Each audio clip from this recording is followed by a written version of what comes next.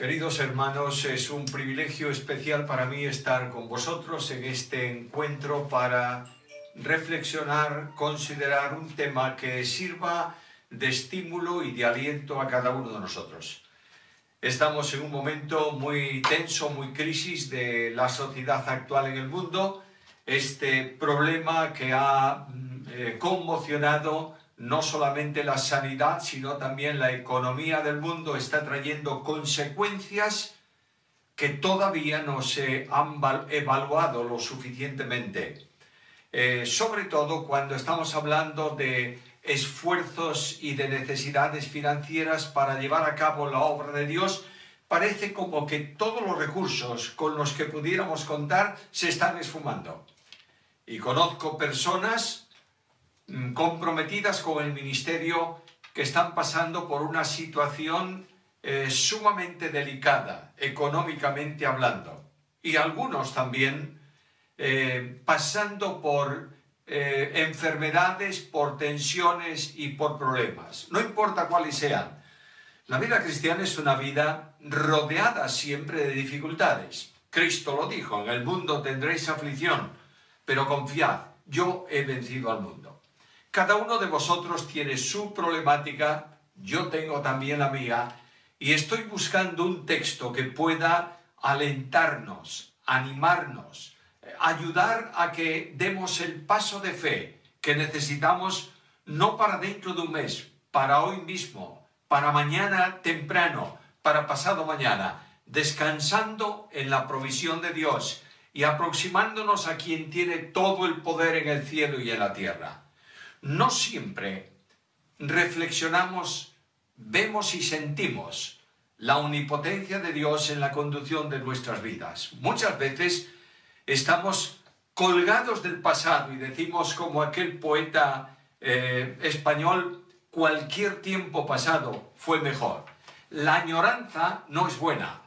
El vivir pensando en lo que pasó, en lo que ocurrió hace tiempo, trae como consecuencia entristecer el presente y angustiar el futuro. Por tanto, quiero alentaros con la palabra de Dios, llamando vuestra atención a un texto que está en la profecía de Isaías, en el capítulo 43. Es una promesa que Dios hace a su pueblo por medio de su profeta y que podemos tomarla para nosotros también en el día de hoy. Isaías capítulo 43, versículos 18 y 19. Dice así la palabra del Señor. No os acordéis de las cosas pasadas, ni traigáis a memoria las cosas antiguas. He aquí que yo hago cosa nueva, pronto saldrá a la luz. No la conoceréis. Otra vez abriré camino en el desierto y ríos en la soledad. La primera exhortación que encuentro en el texto es precisamente la que me manda dejar de ver al pasado.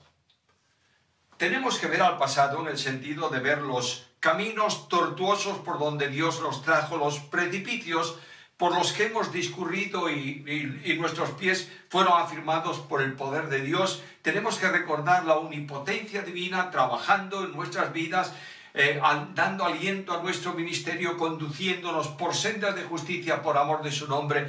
Pero no podemos mirar para atrás si queremos avanzar. Tú vas manejando tu automóvil, tienes el espejo retrovisor. Si quieres gestionar la ruta viendo solo al espejo retrovisor, tendrás serios problemas y chocarás inmediatamente.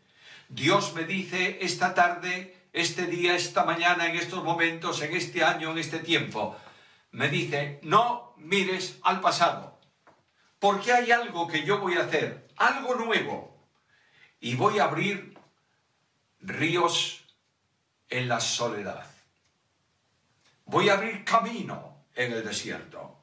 Y esta promesa llama mi atención y cuando leo el versículo descubro tres cosas en él. En primer lugar descubro quién promete. Y notaréis enseguida que comencemos a reflexionar sobre este primer punto, notaréis que el Dios que promete se presenta bajo 5 títulos. En segundo lugar, quiero hablaros de qué es lo que promete. Y finalmente, cuál es el resultado que puede operar en nuestras vidas la promesa de Dios. Primeramente, ¿quién promete? Notad el versículo. He aquí, yo hago cosa nueva, pronto saldrá a luz. Leo el pasaje entero. No se debe nunca sacar un versículo solo del pasaje para convertirlo en un pretexto de predicación.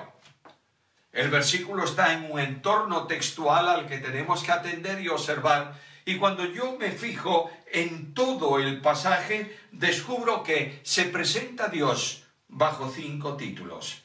En primer lugar, mira el versículo primero del capítulo, dice: no temas, porque yo te redimí, te puse nombre, mío eres tú. Versículo 10.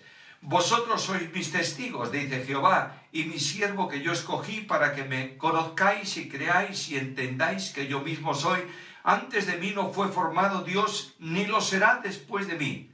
Yo Jehová, fuera de mí no hay quien salve. De modo que el primer título que descubro, por insistencia, permitidme la frase en el capítulo, es el nombre, el título de Jehová. Jehová es el Dios del pacto. Jehová es el que viene al encuentro del hombre para salvación.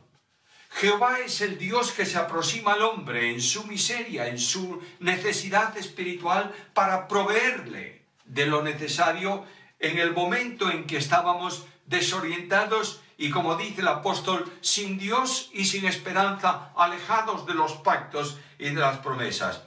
Jehová es el Dios que busca.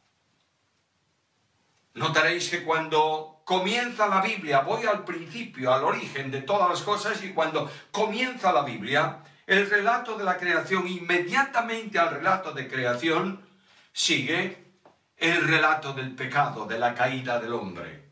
Y una de las cosas que impactan es que el pecado desorienta al hombre definitivamente y lo hace alejarse de Dios. De otra manera, ningún hombre en su estado natural tiene ningún tipo de interés por Dios. Cuando el hombre comienza a sentir interés por Dios es porque Dios está tocando a ese hombre, llamando a ese hombre, buscando a ese hombre. De manera que veo como nuestros primeros padres, inmediatamente que han pecado contra Dios, no vinieron a la presencia del Dios omnipotente, del Dios de gracia, del Dios bondadoso, para decirle: perdóname, Señor, he pecado.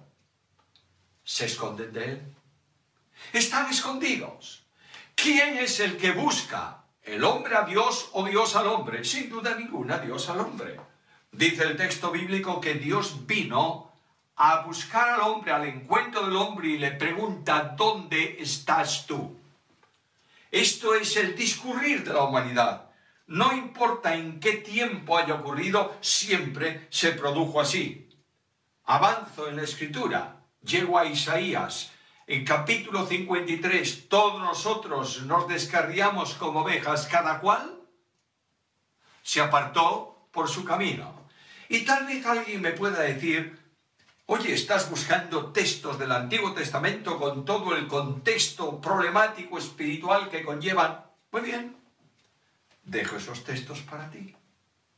Voy al Nuevo Testamento, Romanos capítulo 3, versículo 10, el apóstol Pablo dice: no hay justo, ni aun uno, no hay quien entienda, no hay quien busque a Dios. Y porque el hombre no busca a Dios, es Dios que viene a buscar al hombre. Lucas 19, 10. El Hijo del Hombre vino para buscar y salvar lo que se había perdido. ¡Oh! El Dios del pacto, el Dios que se aproxima, el Dios que viene al encuentro del pecador, el Dios que tiene interés en la restauración del hombre, Jehová. Pero este Jehová es también el Dios que toma a su pueblo Israel de Egipto y lo saca, como dice el Salmo, con brazo extendido, con mano fuerte y brazo extendido. No hay ídolos en Egipto que puedan superar el poder del Dios de la Biblia. No hay ejércitos contundentemente fuertes que puedan alcanzar al pueblo que Dios protege. el Dios de la protección, el Dios de la gracia, es también el Dios de la promesa. Este Dios había prometido a los primeros del pueblo de Israel, Abraham, Isaac, Jacob, luego a los 12 hijos, a las cabezas de las tribus, había prometido restauración, liberación, y había prometido llevarlos a la tierra que Él les iba a dar. Lo ha cumplido porque el Dios de la Biblia es un Dios fiel. ¿Crees eso? Si yo creyese realmente que el Dios de la Biblia es un Dios fiel, tendría menos problemas y menos inquietudes.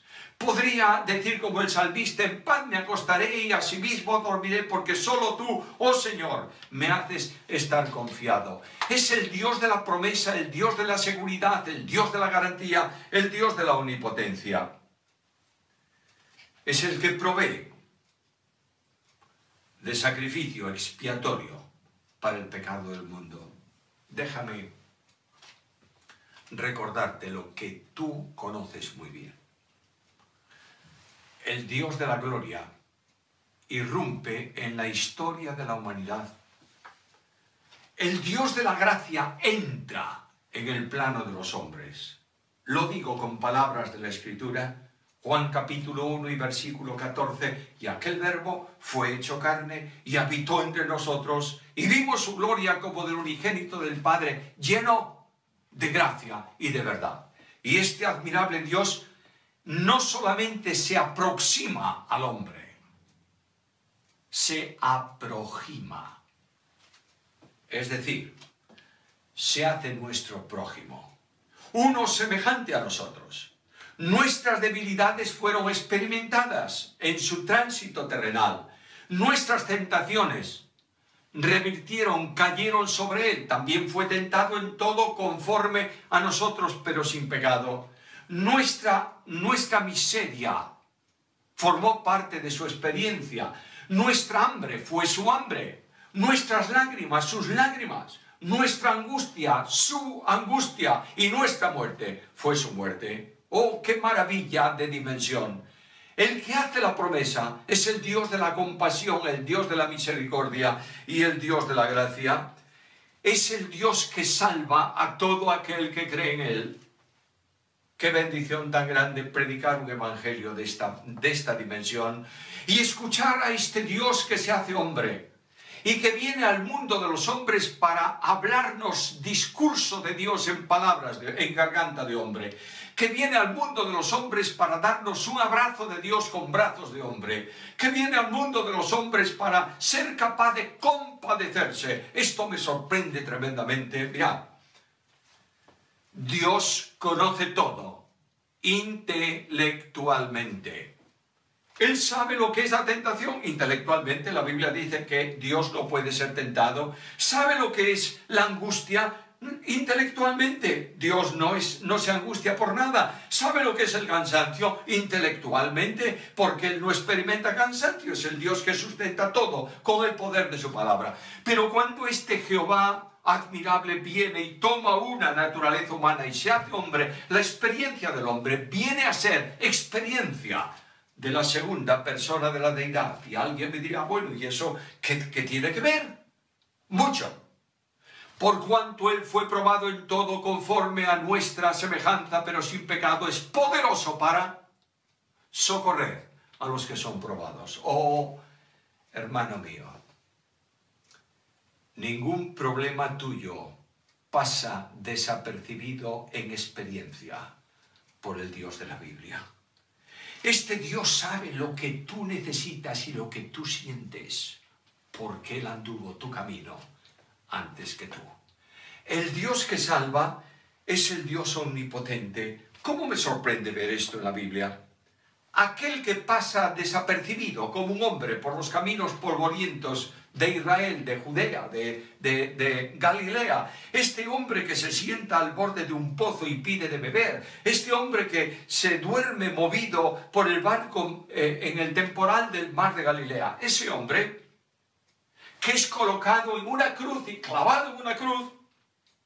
Ese hombre que es descolgado de la cruz y puesto en un sepulcro. Ese hombre, esa naturaleza humana del Verbo eterno de Dios, la naturaleza humana de la segunda persona divina, es levantado de entre los muertos. Y ahora escucha la Biblia. Filipenses capítulo 2, versículos 8 al 11. Por lo cual Dios le exaltó hasta lo sumo y le dio el nombre que es sobre todo nombre, para que en el nombre de Jesús se doble toda rodilla de los que están en el cielo y en la tierra y debajo de la tierra, y toda lengua confiese que Jesús es el Señor, para la gloria del Padre. Cristo mismo habló en el mensaje post-pascual, es decir, el mensaje después de la resurrección, habla de poder. ¿Cuán distinto es el mensaje de Cristo antes de la cruz y después de la cruz? Antes de la cruz, Cristo dice, el Hijo del Hombre vino para sufrir, el Hijo del Hombre será entregado en manos de pecadores, el Hijo del Hombre será puesto en una cruz, el Hijo del Hombre será despreciado por todos, etcétera, etcétera, etcétera. Mensaje de siervo, y de pronto la cruz, y de pronto la sepultura, y de pronto la resurrección. Y Cristo entonces dice, toda autoridad me es dada en el cielo y en la tierra. Y ahora nota esto, por favor. Hay muchos de los que estáis oyendo esta mañana que estáis dedicando el tiempo y el esfuerzo a la evangelización, a servir al Señor en su iglesia, a extender el reino de Dios aquí en la tierra. Y sentís debilidades tremendas. Ojalá lo sintamos siempre para que el poder de Dios se manifieste en nosotros. Pero quiero decirte, con todo el ánimo posible, que estas palabras puedan producir por el Espíritu de Dios en tu vida, que Jesús tiene un compromiso con el que lleva la palabra y enseña la palabra. ¿Dónde? Mateo capítulo 28. Por tanto, por la autoridad que tengo, id y haced discípulos a todas las naciones, bautizándolos en el nombre del Padre, del Hijo y del Espíritu Santo. Y he aquí, yo estoy con vosotros todos los días hasta el fin del mundo. El compromiso de poder tiene que ver con la extensión del reino y la evangelización de los hombres. ¡Qué bendición tan grande! ¿Eh? Y ahora yo pregunto, ¿y dónde están mis recursos de poder? Cuando mi obra parece que se extingue, cuando no hay un resultado bien visible y una iglesia poderosa que avanza, ¿dónde está el poder? Muchos buscan el poder en donde no está directamente o no está relacionado directamente con el compromiso para el ministerio cristiano. ¿Es verdad que el Espíritu Santo da poder? Claro, naturalmente. Pero el poder que el Espíritu Santo da para llevar adelante la obra de Dios es el poder que puede asimilar el hombre. Y el poder que el hombre puede asimilar pasa necesariamente por el mediador entre Dios y los hombres, que es Jesucristo, hombre. Por eso Cristo dice del Espíritu Santo, Él tomará de lo mío y os lo hará saber. Por tanto, queridos hermanos míos, el poder de la iglesia, el poder de la vida pastoral, el poder de la vida personal del creyente está en Cristo. Y el apóstol Pablo dice, todo lo puedo en Cristo que me fortalece. La necesidad más grande que tiene el pueblo de Dios hoy y la iglesia de Cristo y el púlpito cristiano es recuperar a Cristo. Cristo es un gran desconocido para el pueblo de Dios y solo Él tiene todo el poder. En aplicación a la iglesia y a los hombres, todo el poder en el cielo y en la tierra. Segundo título, lo dice Jehová, Redentor vuestro. Redentor es el que libera del poder del pecado. Nosotros hemos sido redimidos, es decir, comprados al precio de la sangre de Jesucristo. A veces olvidamos esto. El apóstol Pablo dice, no sabéis que no sois vuestros, habéis sido comprados por precio. Luego, el Dios que nos ha rescatado ha puesto a cada uno de los comprados por precio en un lugar de su obra en donde Él quiere, de la forma que quiere y del modo como quiere. Dios nos ha destinado al ministerio en la tierra, nos ha puesto para predicar el Evangelio, nos ha llevado por caminos incluso de asistencia social. No importa dónde un creyente esté, allí está alguien que es siervo de Jesucristo. Y el dueño lo ha trasladado a un campo de acción, a un campo de trabajo. El dueño coloca al esclavo donde él quiere y lo constituye administrador de algo para que realice la obra para gloria del que lo envía. Escucha lo que dice el texto bíblico. Es el redentor de ellos, el fuerte. Jehová de los ejércitos es su nombre. El Dios del cristianismo es muy débil y muy chico. El Dios de la Biblia es el Dios fuerte. Y nota que se le dan dos títulos aquí. El redentor de ellos es el fuerte, es decir, el fuerte supremo, el que tiene toda la omnipotencia que corresponde a Dios en sus manos, y es también Jehová de los ejércitos. Si tiene potencia para realizar lo que Él quiere y conducir a su pueblo conforme a su propósito, es también el que dirige los ejércitos poderosos contra las huestes de maldad. Oh, mis queridos hermanos y amigos, la Iglesia enfrenta continua y permanentemente la oposición de las fuerzas de maldad colocadas, extendidas en el aire. No nos manda la Biblia que vayamos a luchar contra ellas, están derrotadas. Nos manda que nos mantengamos firmes en el sitio de victoria donde el fuerte nos ha colocado. Y añade todavía algo más. La Biblia tiene una promesa en Isaías, en esta misma profecía, en el capítulo 59 y versículo 20. Dice, y vendrá el Redentor a Sión. Cada uno de nosotros estamos esperando el encuentro con el Señor. En la carta primera a los tesalonicenses, en el capítulo 4, el apóstol Pablo dice que desciende del cielo con voz de mando, con voz de arcángel. Es Jehová de los ejércitos, y este va a tomar a los suyos un día. Yo creo que pronto. Espero que no acabe este mensaje. Va a tomar a los suyos para que estemos para siempre con Él. Hermano mío, ¿dónde está tu esperanza? Por mucho tiempo yo he esperado en cosas. He esperado en alguien que va a ayudarme en este ministerio. He esperado que alguien resuelva el problema X para que yo pueda avanzar por la línea que tenía. Escúchame, por favor. La esperanza del creyente no son cosas. Es Cristo. Y Pablo dice en Colosenses 1:27. Cristo es en nosotros esperanza de gloria. ¡Qué bendición! El Redentor es Cristo. La promesa la hace también al que se llama aquí en el texto el Santo. Y es el título que Dios recibe en adoración y alabanza cuando sentado en su trono de gloria es adorado por los santos ángeles que ministran en torno al trono de Dios, y estos proclaman permanentemente Santo, Santo, Santo. Ahora, precedido de artículo aquí, el santo es el único santo. No es lo mismo decir el niño que un niño.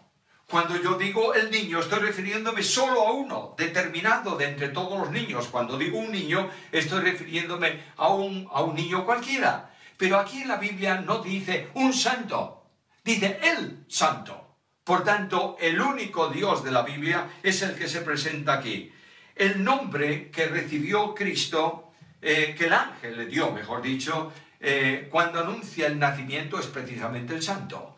Le dice a María, por tanto, nuestra versión Reina Valera 60 dice, el santo ser que nacerá.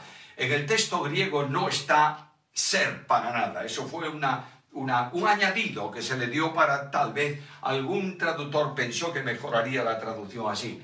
Lo que dice el texto es lo santo. Cuando tú tienes una palabra precedida de un artículo neutro, está hablando de lo que es absoluta, total, plena, infinita, plenamente santo. Quien nace en Belén es el santísimo Dios manifestado en carne. Es la naturaleza humana del Verbo eterno de Dios que santifica, porque subsiste en la persona divina esa naturaleza humana. Jesucristo es impecable porque todo cuanto la naturaleza humana de Jesucristo hizo, pudo hacer o hubiera hecho, afecta al sujeto de atribución de esa acción, que es la persona divina del Hijo de Dios. De ahí que Cristo no hubiera podido pecar.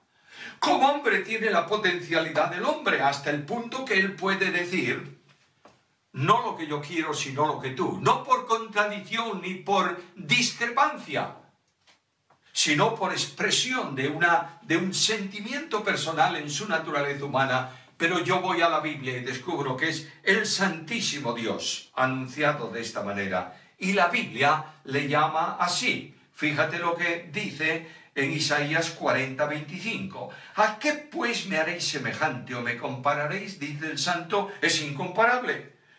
No es tenido en cuenta por el mundo, pero es único para su pueblo. ¿Es único para ti? ¿Es realmente el Dios admirable? ¿Entiendes que está separado de todo cuanto hay y cuanto existe porque es el único Dios santo? Es el que tenemos que tener en cuenta para el aliento, la seguridad, la esperanza, el esfuerzo, el caminar de la obra aquí en la tierra. Déjame decirte algo más. A veces somos muy dados a hablar de forma un tanto incorrecta. ¿Y cuántas veces yo he dicho cuando alguien me preguntó ¿por qué estás esforzándote tanto? ¿Cuál es la razón? Decimos en España, en una figura de lenguaje, con la lengua fuera, es decir, no puedo más. ¿Por qué lo haces? Bueno, porque estoy haciendo la obra de Dios. Nadie puede hacer la obra de Dios más que Dios. Solo Él puede hacer su obra. La hace por medio de nosotros, gloria a su nombre. La hace utilizándonos a nosotros, naturalmente que sí. Pero quiero decirte que para eso tenemos necesidad de una fuerza especial que nosotros no tenemos. Mira el cuarto título, el Creador. Sin duda es el Creador, porque voy a Juan capítulo 1, en el versículo 3, y me dice que este Jesucristo, el Salvador, el Redentor, el Verbo de Dios encarnado, es el Creador de todo. Todas las cosas por Él fueron hechas y sin Él nada de lo que se ha hecho fue hecho. Sé que todos los que estáis escuchando conocéis la Biblia y de forma especial muchos habéis estudiado profundamente la Escritura. Vete al capítulo 1 del libro de Génesis y si quieres también únelo con el capítulo 2 y ahí tienes un capítulo trinitario a la luz del Nuevo Testamento. La planificación de la creación, el Padre. La voz que ordena que surja lo que está planificado por Dios es la voz del Hijo. El Verbo que expresa plena, exhaustiva, totalmente la mente del Padre. Y el Espíritu Santo de Dios, con su omnipotencia divina, ejecuta lo que el Verbo ha dicho, lo que el Padre ha planificado, porque además Él conoce la intimidad de Dios. ¡Qué bendición tan grande!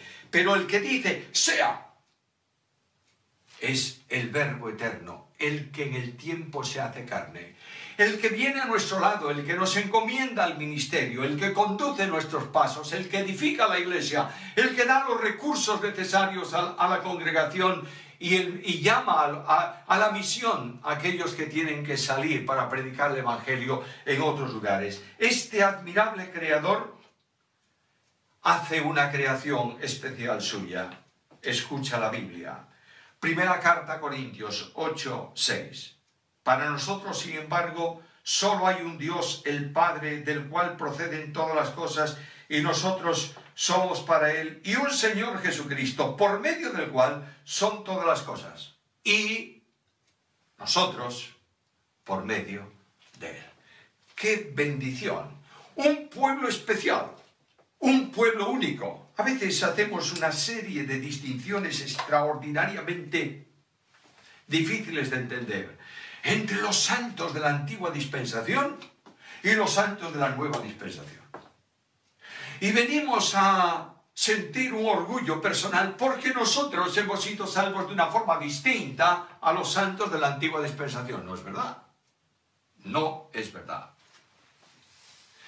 La única forma de salvación es por gracia mediante la fe. Y el primer hombre salvo en la historia de la humanidad se salvó por gracia mediante la fe. Y el último hombre, antes de cielos nuevos y tierra nueva, se va a salvar por gracia mediante la fe. No hay distinción en este asunto de la salvación. Y algunos dicen, bueno, es que el pueblo de Dios es Israel. ¿Estás seguro? Sí, es el tesoro especial de Dios. Hoy también. Porque yo veo esas palabras aplicadas por Pedro a la iglesia. Sois un reino de sacerdotes, nación santa, pueblo adquirido por Dios. ¡Qué bendición! El Dios admirable de la Biblia tiene un compromiso con su creación espiritual, que es en este tiempo la iglesia de Jesucristo. Somos un pueblo creado en Cristo Jesús. Otro título es el título de rey. Es el que viene al mundo de los hombres vestido de siervo, pero está designado por Dios para reinar. En la primera venida de Jesucristo al mundo, Cristo no vino para reinar, para nada. Vino para morir. La primera visita de Cristo al mundo es la visita redentora, salvadora. Va a venir en su segunda venida para reinar. Pero esa idea un tanto curiosa de que vino y ofreció el reino a Israel, como Israel no lo quiso recibir, entonces él tuvo que hacer un invento y metió la iglesia en el sitio. No está en la Biblia, señores, no está en la Biblia. El Hijo del Hombre vino para buscar y salvar lo que se había perdido, lo dice el Señor. El Padre envió a su Hijo al mundo para ser el Salvador del mundo. El Hijo vino no para condenar al mundo, sino para que el mundo sea salvo por él. Por tanto, este que vino y que murió en una cruz está hoy entronizado. Y nos dice el Salmo 2, he puesto mi rey sobre Sión, mi monte santo. De manera que el Señor, el bendito Señor, que muere por mí en una cruz, es el Dios de la historia. Es el que está conduciendo la historia del mundo al propósito suyo. El que conduce los caminos de los hombres al trono suyo aquí en la tierra. Y es el propósito y el programa de Dios. Porque los reinos del mundo y su gloria son suyos. Ahora, me he extendido mucho en este primer punto. Voy a correr un poco en el segundo. ¿Qué promete? Lo que él promete es algo nuevo. Versículo 14, que lo hemos leído hace un momento. Versículo 19. He aquí, yo hago cosas nuevas. No hay nada parecido a lo que él hizo antes. Es algo nuevo. Dios hizo muchas cosas a lo largo del tiempo, pero ahora viene a nosotros para decirnos, mira, deja de pensar en los éxitos del pasado y mira al presente y al futuro, porque yo voy a hacer algo nuevo. Y lo que él va a hacer, dice el texto bíblico, primeramente es abrir camino en el desierto. Antes lo abrió en el mar. Es mucho más fácil abrir camino en el mar que camino en el desierto. Camino en el desierto no hay agua, no hay lugar habitable, no hay nada. Y este Dios de la Biblia dice, yo voy a abrir camino en el desierto. Y es un camino de victoria. Escucha por favor lo que dice Pablo en segunda carta a los Corintios, capítulo 2, versículo 14. Dios nos lleva en triunfo. ¿Cuándo? ¿Cuántas veces? Siempre. Somos más que vencedores. ¿Por qué? Porque estamos en aquel que nos amó. El que tiene victoria y es vencedor en cielos y tierra es el agente que, soportándonos a nosotros, nos lleva siempre en triunfo. Y nos dice el apóstol Pablo también que somos más que vencedores por medio de aquel que nos amó. Oh, mis hermanos, Satanás puede rugir a mi lado. las huestes infernales tratar de obstaculizar el camino que Dios tiene preparado, pero escucha lo que dice la Biblia: Dios cumplirá su propósito en mí. ¿Cuánta paz siento cuando considero que Él promete que hará algo nuevo, abrir camino en el desierto? El camino que Él va a abrir es el camino extraordinario de la comunión con Dios. Es un camino de relación, donde tú oras y Dios responde. Es un camino que se hace, en el que se hace realidad el diálogo entre el creyente y Dios. Es el camino de la respuesta a la oración. Yo quiero decirte que en mi experiencia ministerial, en el pastorado en el que voy a cumplir 40 años, nunca Dios ha dejado de contestar una oración mía. Y alguien me va a decir: ¿cómo? ¿Cómo es posible? A mí sí, yo he pedido muchas cosas y no tengo respuesta. No, Dios te ha contestado. No es que Dios te diga no, es que Dios ha tomado por su espíritu esa oración expresada con palabras incorrectas y las ha trasladado al lenguaje correcto de Dios, y Dios responde. Cuando mi esposa partió para estar con Cristo, una noche desperté y dije al Señor: nunca más voy a predicar de ese versículo que dice: pedid todo lo que queráis y yo lo haré. No, le dije: te he pedido por ella. No has oído mi petición. No puedo predicar esa parte de la Escritura más, porque hay algunos que han estado orando durante mucho tiempo y tú no has contestado la oración. Y Dios me dijo: mira, vete a Apocalipsis 21:4. Allí no hay muerte, ni dolor, ni enfermedad. Yo he respondido a la oración tuya mucho más allá de lo que tú habías pensado. Cuando tú no veas la respuesta de Dios, es porque la respuesta esté de tu conocimiento. Porque los caminos de Dios son más altos que los tuyos. Y el Dios de la Biblia responde siempre a la oración de su pueblo. Dice algo más: abriré también ríos en la soledad. Jesús se convierte en fuente de agua para la sed ministerial de su pueblo, para dar agua a sus ovejas. Y está siempre relacionado esto con el avivamiento espiritual. El creyente recibe la provisión de agua de la palabra, el Espíritu la aplica a la vida y se produce un avivamiento espiritual. No busques avivamiento en donde no lo hay. Todo avivamiento en la Biblia se ha producido por la acción del Espíritu, aplicando la palabra a la vida del pueblo de Dios.